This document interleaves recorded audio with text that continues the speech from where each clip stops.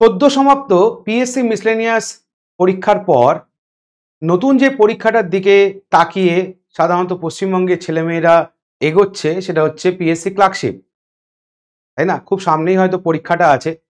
এই পরীক্ষায় পশ্চিমবঙ্গ পরিচিতি থেকে প্রশ্ন আসবে, যেটা থাম্বনেলটায় তোমাদের দেওয়া আছে, বঙ্গ পরিচয়।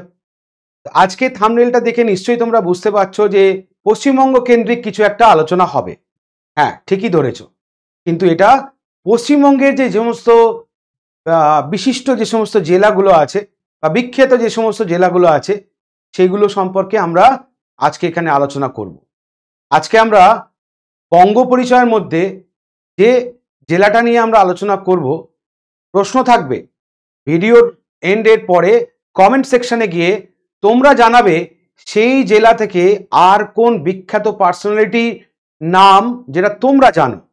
কমেন্ট সেকশন কিন্তু আমি অবশ্যই দেখব যে কারা কারা সেখানে উত্তর দিয়েছে। আপকামিং ক্লার্কশিপ পরীক্ষায় জেলাভিত্তিক প্রশ্ন তুমি আশা করতেই পারো, যেহেতু মাধ্যমিক লেভেলের পরীক্ষা হয় এটা। হ্যাঁ, তবে মাথায় রাখবে এখানে আমরা যেটা আলোচনা করব সেটা কিন্তু WBCS কেন্দ্রিক নয় বা জিওগ্রাফির অ্যাঙ্গেলে কিন্তু আমরা আলোচনা করব না। আমরা এখানে পিএসসি ক্লার্কশিপ ওরিয়েন্টেড আলোচনা করব। তো চলো দেরি না করে বঙ্গ পরিচয় সেরে ফেলা যাক। তো আজকে বঙ্গ পরিচয়ের মধ্যে প্রথম আমরা যে জেলাটা নিয়ে আলোচনা করব সেটা হচ্ছে হুগলি। ওকে, আজকে আমাদের আলোচনার বিষয়বস্তু হচ্ছে যে জেলাটার নাম কি না হুগলি। এই হুগলি ডিস্ট্রিক্ট সম্পর্কে আজকে আমরা এখানে আলোচনাতে দেখব। ভিডিওটা এন্ড পর্যন্ত দেখবে, আশা করি এটা তোমাদের আপকামিং পরীক্ষায় অবশ্যই কাজে লাগবে। এবং আমি আবারও বলছি, কমেন্ট সেকশনে গিয়ে এই হুগলি ডিস্ট্রিক্টে পড়তে গিয়ে আজকে এখানে যে সমস্ত নামগুলো আমরা পাবো বিখ্যাত ব্যক্তিত্বদের, এছাড়াও আরও তো অনেক কিছু আছে, তো সেই এছাড়াও আর যে সমস্ত পার্সোনালিটির নাম তোমার জানা আছে বিশেষ করে, আমি সেটা কমেন্ট সেকশনে তোমাদের উত্তরের মারফত দেখব। চলো তাহলে শুরু করা যাক আজকের ভিডিও বঙ্গ পরিচয় হুগলি। তো হুগলি ডিস্ট্রিক্ট সম্পর্কে আলোচনা করতে গেলে প্রথমেই হুগলির ইতিহাসটা যদি আমরা দেখি, যে কোনো জায়গার কি না সম্পর্কে আলোচনা করতে গেলে প্রথমে তার ছোট করে হিস্ট্রিটা দেখে নিতে হয়। তো হুগলি ডিস্ট্রিক্টের ইতিহাস কি বলছে দেখো না, এই ডিস্ট্রিক্টটা বলছে has thousand of years rich heritage as a part of Bengali kingdom ভুসরুট, অর্থাৎ ভুসরুট বাঙালি রাজ্যের অংশ হিসেবে এই জেলার হাজার বছরের সমৃদ্ধ ঐতিহ্য রয়েছে, তাই না? তাহলে রাজ্যটার নাম কি না ভুসরুট বাঙালি রাজ্যের অংশ হিসেবে বহুদিন থেকেই বলতে পারো এই রাজ্যের কি না ইতিহাস রয়েছে। তখনকার সময় হুগলি নদী ছিল বলতে পারো একমাত্র মেন রুট, কিসের না ফর ট্রান্সপোর্টেশন, অর্থাৎ যাতায়াতের ক্ষেত্রে। অর্থাৎ তখনকার দিনে হুগলি নদী ছিল যাতায়াতের প্রধান পথ এবং Hooghly serve as an excellent trading port, এবং বন্দর হিসেবেও যথেষ্ট উৎকৃষ্ট মানের বন্দর ছিল হচ্ছে হুগলি। এই তো, তাহলে যাতায়াতের একমাত্র পথ ছিল এই হুগলি রিভার, এবং ট্রেডিং পোর্ট হিসেবে বলতে পারো যথেষ্ট খ্যাতি অর্জন করেছিল এই বন্দরটা। পরবর্তী সময় 1579 থেকে 80 মুঘল সম্রাট আকবর যে কিনা পারমিশন দিল কাকে না এক পর্তুগিজ ক্যাপ্টেন যার নাম পেড্রো ট্রাভেসকে, কি পারমিশন দিল যে সে বেঙ্গল প্রভিন্সের যে কোনো জায়গায় বলতে পারো একটা শহর বসাতে পারে। তাহলে তখন সময়টা হচ্ছে মুঘল পিরিয়ড, 1579 থেকে 80। এই টাইম পিরিয়ডে মুঘল সম্রাট আকবর কি করলো না একজন পর্তুগিজ ক্যাপ্টেন যার নাম পেড্রো ট্রাভেস তাকে পারমিশন দিল যে বেঙ্গল প্রভিন্সের যে কোনো জায়গায় সে একটা শহর প্রতিষ্ঠা করতে পারে। এবং ঠিক সেই মতো ব্রিটিশরা কি করলো না হুগলিকে বেছে নিল, and it became the first European settlement in Bengal, এবং এটাই হলো বাংলায় প্রথম ইউরোপীয় বসতি। In 1599 the Portuguese traders built a convent and a church in Bandel. 1599 সালে এই পর্তুগিজ ব্যবসায়ীরা আমাদের হুগলির ব্যান্ডেলে একটি কনভেন্ট এবং একটি গির্জা নির্মাণ করেন। This is the first Christian church in Bengal known as Bandel Church today, এবং এটাই বলতে পারো বাংলার প্রথম খ্রিস্টান চার্চ যা আজ ব্যান্ডেল চার্চ নামে পরিচিত। In 1690 Job Charnock decided to shift British trading center from Hooghly Chinsura to Calcutta. পরবর্তী সময় 1690 সালে জব চার্নক ইনি ডিসাইড করলেন কি না একটা সময় যেখানে কিনা ব্রিটিশ ট্রেডিং সেন্টার হিসেবে পরিচিত ছিল হুগলি চুঁচুড়া, সেখান থেকে সেটাকে শিফট করা হলো কোথায় না ক্যালকাটা। তাহলে এটা কার নির্দেশে হলো না জব চার্নকের নির্দেশে বলতে পারো, এটা হলো 1690-এ। এবার ডিস্ট্রিক্ট বর্ডার, তো যে কোনো ডিস্ট্রিক্টকে ভালো করে জানতে গেলে আমার তার পূর্ব পশ্চিম উত্তর দক্ষিণে কি আছে অবশ্যই জানা দরকার। আজকের এই যে জেলা ভিত্তিক আমরা যে সিরিজটা চালু করলাম, মাথায় রাখবে এটা কিন্তু শুধু যে তোমার ক্লার্কশিপ পরীক্ষাতেই কাজে লাগবে এরম ব্যাপার নয়। যে কোনো পরীক্ষার ইন্টারভিউ তুমি যখন ফেস করবে, ভাইবা তুমি যখন দেবে, তোমাকে জিজ্ঞেস করবে যে তুমি কোন ডিস্ট্রিক্ট থেকে আসছো, বা তোমার বায়োডাটায় সেটা লেখা থাকবে, তখন সেই ডিস্ট্রিক্ট ওরিয়েন্টেড ইনফরমেশন তোমার কাছ থেকে কিন্তু জানতে চাইবে। তাই যে যে জেলা থেকে বসবাস করো সেই জেলার ইম্পর্টেন্স গুলো কি কি আছে, গুরুত্বপূর্ণ তথ্য কি আছে, এটা জানা আমাদের প্রত্যেকের দায়িত্ব বা কর্তব্য। তাই শুধু ক্লার্কশিপ ওরিয়েন্টেড ভেবে এটাকে পড়বে না, এটাকে আপকামিং যে কোনো পরীক্ষায় ইন্টারভিউতেও কাজে লাগবে, এটা মাথায় রেখে পড়বে। তো জেলা সম্পর্কে জানতে গেলে জেলার বর্ডার কি আছে অবশ্যই জেনে রাখা দরকার। তাহলে হুগলি ডিস্ট্রিক্টে যদি আমি দেখি পূর্ব দিকে কি আছে না হুগলি রিভার।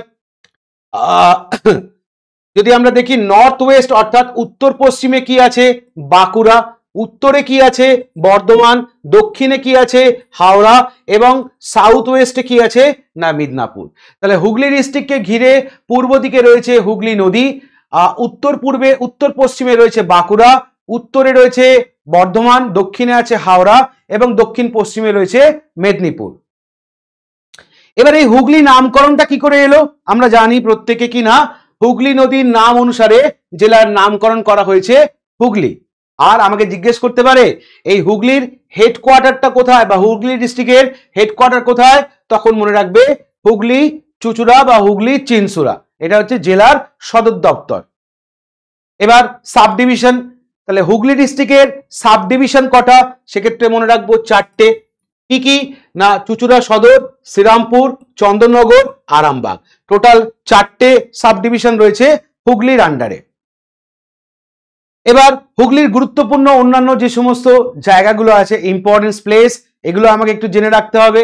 আমাকে বলতেই পারে যে কামারপুকুর, হুগলি পশ্চিমবঙ্গের হুগলি ডিস্ট্রিক্টের কামারপুকুর জায়গাটা কিসের জন্য বিখ্যাত না এটা হচ্ছে শ্রী রামকৃষ্ণ দেবের কি না বার্থ প্লেস বা জন্মস্থান হিসেবে বিখ্যাত। মনে রাখতে হবে কামারপুকুর হচ্ছে একটা গ্রাম যেটা কোথায় আছে না Goghat 2 CD block, Arambagh sub division, Hooghly district. তাহলে হুগলি ডিস্ট্রিক্টের আরামবাগ সাব ডিভিশনের আন্ডারে গোঘাট 2 সিডি ব্লকের আন্ডারে একটা গ্রাম যার নাম হচ্ছে কামারপুকুর। ইট is a block headquarter of Goghat 2। এটা হচ্ছে গোঘাট 2 এর বলতে পারো ব্লক হেডকোয়ার্টার হিসেবে কাজ করে। তাহলে কামারপুকুর বিখ্যাত কেন? কামারপুকুর বিখ্যাত হচ্ছে এখানে শ্রী রামকৃষ্ণ দেব জন্মগ্রহণ করেন। আর হুগলিতে কামারপুকুরটা কোথায় আছে না আরামবাগ সাব ডিভিশনের আন্ডারে গোঘাট 2 সিডি ব্লকে বলতে পারো এই গ্রামটা রয়েছে। তাহলে কামারপুকুর থেকে নেক্সট আমরা দেখব হুগলির আরেকটা বিখ্যাত জায়গা যার নাম হচ্ছে তারকেশ্বর, তাই না? এটা কি জন্য বিখ্যাত? এটা বিখ্যাত হচ্ছে pilgrimage and greatest centre of Shiva sect in West Bengal, অর্থাৎ পশ্চিমবঙ্গের শিব সম্প্রদায়ের সর্বশ্রেষ্ঠ কেন্দ্র হিসেবে এই জায়গাটা বিখ্যাত তারকেশ্বর, তাই না?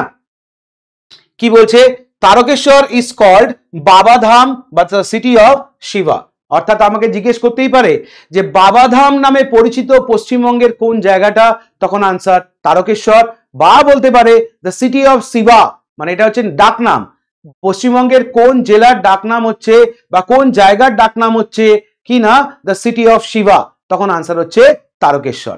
It is one of the major tourist place and Holi place of West Bengal as well as India.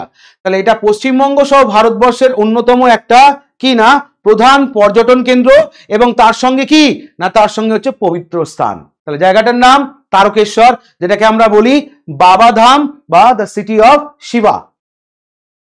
চলে আসুন নেক্সট গুরুত্বপূর্ণ জায়গা কোনটা না গুরুত্বপূর্ণ জায়গাটার নাম হচ্ছে শ্রীরামপুর। বলছে হুগলি ডিস্ট্রিক্ট হুগলি ডিস্ট্রিক্ট বলতে পারো আন্ডারে শ্রীরামপুর, যেটা পশ্চিমবঙ্গের অন্যতম একটা জেলা বলে পরিচিত, পশ্চিমবঙ্গের অন্যতম একটা জায়গা বলে পরিচিত। এটা এটার হেডকোয়ার্টার বলছে it is the headquarter of Shrirampur sub division. তাহলে শ্রীরামপুর সাব ডিভিশনের হেডকোয়ার্টার হচ্ছে এটা। It is a pre colonial city on the west bank of Hooghly river. তাহলে হুগলি নদীর পশ্চিম তীরে বলতে পারো এটা একটা প্রাক ঔপনিবেশিক শহর। It was a part of Danish India under the name Frederiknagore from 1755 to 1845। এটি 1755 থেকে 1845 সাল পর্যন্ত ফেডরিক নাগর নামে একজন ডানিশ ইন্ডিয়ার অংশ হিসেবে ছিল। বিখ্যাত কেন? শ্রীরামপুর বিখ্যাত তার রথযাত্রার জন্য বিখ্যাত, যেটা মাহেশের রথযাত্রার নামে পরিচিত। মনে রাখতে হবে এটা one of the oldest Rath Yatra of Bengal. আর পুরীর রথযাত্রার পরেই বলতে পারো আমাদের পশ্চিমবঙ্গের এই শ্রীরামপুরের মাহেশের রথযাত্রা এটা কিনা সব থেকে বিখ্যাত। তাহলে শ্রীরামপুর বিখ্যাত কেন যদি বলা হয়, না একটা সময় ছিল কি না 1755 থেকে 1845 সাল পর্যন্ত ফেডরিক নাগর নামে একজন ডানিশ ইন্ডিয়ার অংশ হিসেবে ছিল এটা। হুগলি নদীর পশ্চিম তীরে একটি প্রাক ঔপনিবেশিক শহর বলে পরিচিত হচ্ছে শ্রীরামপুর। শ্রীরামপুর মহকুমার সদর দপ্তর হচ্ছে শ্রীরামপুর। এটা পশ্চিমবঙ্গের হুগলি জেলার অন্তর্গত একটা বিখ্যাত শহর। এখানকার অন্যতম একটা ফেস্টিভ্যাল হচ্ছে মাহেশের রথযাত্রা। এরপর চলে আসো রিষড়া, হুগলির অন্যতম একটা বিখ্যাত জায়গা রিষড়া। সবচেয়ে জনবহুল শহরগুলোর মধ্যে একটা হচ্ছে এই রিষড়া। ওকে, আর বিখ্যাত কেন? না এটা বিখ্যাত হচ্ছে কি না industry like Aditya Birla, Jayashree textile. তাহলে রিষড়া বিখ্যাত হচ্ছে কি না শিল্পের জন্য বা ইন্ডাস্ট্রির জন্য, যার মধ্যে অন্যতম হচ্ছে আদিত্য বিড়লার জয়শ্রী টেক্সটাইল। এছাড়াও রিষড়াকে আমরা মনে রাখবো কি হিসেবে? First jute meal of Asia, যেটা কিনা ওপেন হয়েছিল কোথায়? না রিষড়া। এছাড়াও ঐতিহাসিক স্থান হিসেবে রিষড়া গুরুত্বপূর্ণ, কারণ এখানে আমরা দেখতে পাই কি না নীলকুঠি, Siddheshwari Kalibari, Bose house, Hastings jute mill প্রভৃতি। তাহলে ঐতিহাসিক স্থানগুলোর মধ্যে আমরা এই রিষড়াতেই দেখতে পাই কি না নীলকুঠি, Siddheshwari Kalibari, Bose house, Hastings jute mill প্রভৃতি। ওকে, তাহলে এছাড়া যদি আমাকে বলা হয় যে হুগলি ডিস্ট্রিক্ট বিখ্যাত কেন, তাহলে এই পার্টগুলোর সঙ্গে সঙ্গে আমাকে অতি অবশ্যই মনে রাখতে হবে যে হুগলির অন্যতম একটা বিখ্যাত জায়গার নাম কিনা নালিকুল। এটা কেন বিখ্যাত? না তার রাস মেলা এবং রথযাত্রার জন্য বলতে পারো এটা বিখ্যাত। হলো ব্যান্ডেল চার্চ তো আমরা আগেই দেখলাম, এটা বিখ্যাত পশ্চিমবঙ্গে। এটা পশ্চিমবঙ্গের অন্যতম বলতে পারো ওল্ডেস্ট চার্চ হিসেবেও এটা পপুলার। আর খানাকুল এই জায়গাটা বিখ্যাত কেন? না এটা হচ্ছে আমাদের Raja Rammohan Roy, first modern man of India যাকে বলা হয় বা ফাদার অফ ইন্ডিয়ান রেনেসা যাকে বলা হয়, সেই রাজা রামমোহন রায়ের বলতে পারো বার্থ প্লেস কি না খানাকুল। এছাড়া ফুরফুরা শরীফ এটা কেন বিখ্যাত? It is the birth place of notable Sufi and social reformer, যার নাম হচ্ছে পীর আবু বকর। তাহলে একজন কি না সমাজ সংস্কারক এবং উল্লেখযোগ্য সুফি শরীফ যার নাম হচ্ছে পীর আবু বকর, তার জন্মস্থান হিসেবে বিখ্যাত হচ্ছে কি না এই ফুরফুরা শরীফ। তাহলে পশ্চিমবঙ্গের অন্যতম জেলা হুগলি ডিস্ট্রিক্ট সম্পর্কে একটা বেসিক আইডিয়া কিন্তু আমাদের কাছে চলে এলো। আর ঠিক এই ধরনের জিনিসগুলোই, অর্থাৎ এই ধরনের ভিডিওগুলো যদি প্রতিনিয়ত দেখতে হয় তাহলে অতি অবশ্যই কিন্তু আমাদের WBPSC ওয়ালা চ্যানেলটাকে সাবস্ক্রাইব করে রাখতে হবে, নোটিফিকেশন বাটনটা অন রাখতে হবে এবং যে সমস্ত ভিডিওগুলো দেওয়া হবে অটোমেটিক তোমার কাছে চলে যাবে। যেমন দেখো এই মুহূর্তে কেউ যদি RRB NTPC পরীক্ষা দিয়ে থাকো, সেখানে জিকেসি এর প্রস্তুতি কিভাবে নেবে এই সম্পর্কে অলরেডি একটা ভিডিও দেওয়া আছে। আর কারেন্ট অ্যাফেয়ার্স জিকেতে যদি তুমি বুস্ট আপ করতে চাও নিজেকে, প্রতিনিয়ত যদি মনে করো যে আমি আপডেট থাকবো বা প্রতিনিয়ত কারেন্ট অ্যাফেয়ার্সটা যাতে আমার প্র্যাকটিসের মধ্যে থাকে, তার জন্য এই WBPSC ওয়ালা ইউটিউব চ্যানেলে প্রত্যেক দিন সকাল, এটা এভরিডে 8 AM প্রত্যেক দিন সকাল 8টা থেকে কিন্তু এখানে লাইভ ক্লাস হয়। ওকে, লাইভ ক্লাস। তো যদি মনে করো নিজের জিকেসি এটাকে আরো বেশি করে বুস্ট আপ করার দরকার, তাহলে অতি অবশ্যই প্রত্যেক দিন এই ক্লাসটা করবে, রবিবারটা ছাড়া, রোববারটা এটা বন্ধ থাকে। আর বিভিন্ন ধরনের ভিডিওর জন্য অতি অবশ্যই ফলো রাখতে হবে আমাদের WBPSC ওয়ালা ইউটিউব চ্যানেলকে। তাহলে শর্ট ভিডিওটা কেমন লাগলো, জেলা ভিত্তিক ইনফরমেশন কেমন লাগলো অতি অবশ্যই কমেন্টে জানাবে। আর তার সঙ্গে কি জানাবে না এই হুগলি ডিস্ট্রিক্টে অন্য যে সমস্ত বিখ্যাত পার্সোনালিটি যেগুলো তুমি চেনো বা যাদেরকে তুমি চেনো তাদের সম্পর্কে ইনফরমেশন কমেন্টে আমি দেখতে চাই। ওকে, তাহলে আমরা নিয়ে আসবো আরও একটা জেলাভিত্তিক ইনফরমেশন। ততক্ষণের জন্য সবাই ভালো থেকো, সাবধানে থেকো। Thank you.